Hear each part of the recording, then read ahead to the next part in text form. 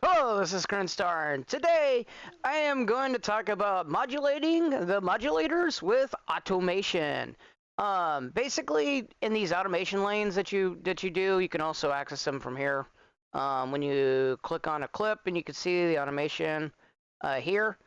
You select the automation, obviously, but in these add MIDI lanes, you can actually select control change, and then select which MIDI control, let's say 44 here, click OK. Okay, so the reason why I'm doing this is that basically what I draw on here for automation could be used later in any of the modulators by doing a modulator for the CC. So therefore, okay, so let's remember 44, and then go back to here, go to the modulator view, and then look at a whole bunch of our modulators here. We got a whole bunch of them. And then we can go into, and let's say that I want to mess around with the sort of the gain. So keep your eye on that one. So we'll create a new modulator.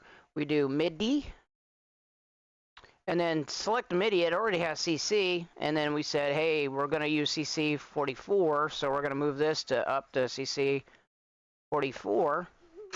And then that primes it, and so now that we can sit there, and then now we can modulate the gain, which. And as you can see, it's modulated to follow the curve or whatever.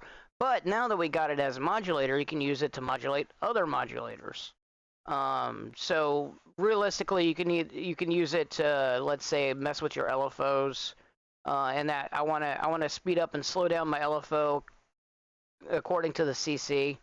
You can also, make this project level or global level and mess with it.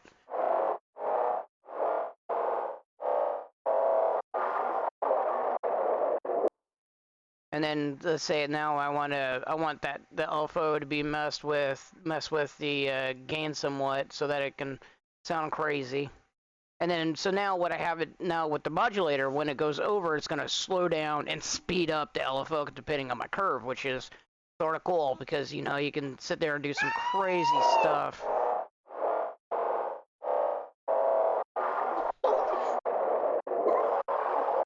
And as you can see, you can probably hear my grandson in the background having a good old time. But at any rate, as it's going around the modulator, the LFO here, when it plays,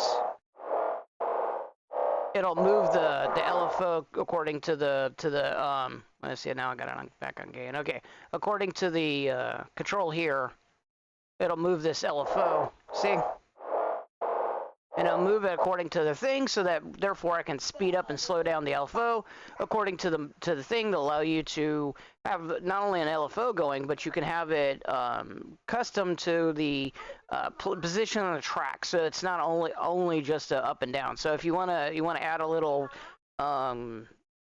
difference or sort of type of special area where you don't want the LFO to act like an LFO, or do you want the modulation to act like the like the curves or something like that, or like what I was wanting to do was reset the curve every time for every bar, so that'll be on sync. You could probably do it this way. You can do all kinds of stuff, assign it to a knob, of course, or macro, and then do here, assign it to the macro, and then assign everything else to the macro.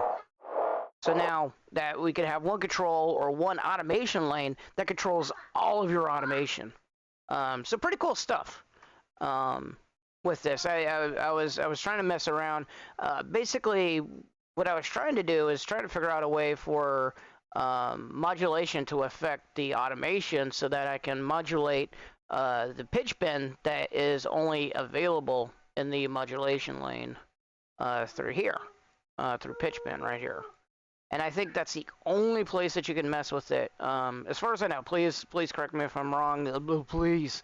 I would love to find a way that I can mess with this through the modulators here or through the grid so that I can mess with it later, because the pitch bend allows you to do stuff in certain VSTs that have it mapped like in the shredded series to do pitch to do the string bends and stuff like that, and it's only to the pitch bend. It's not into anything else. So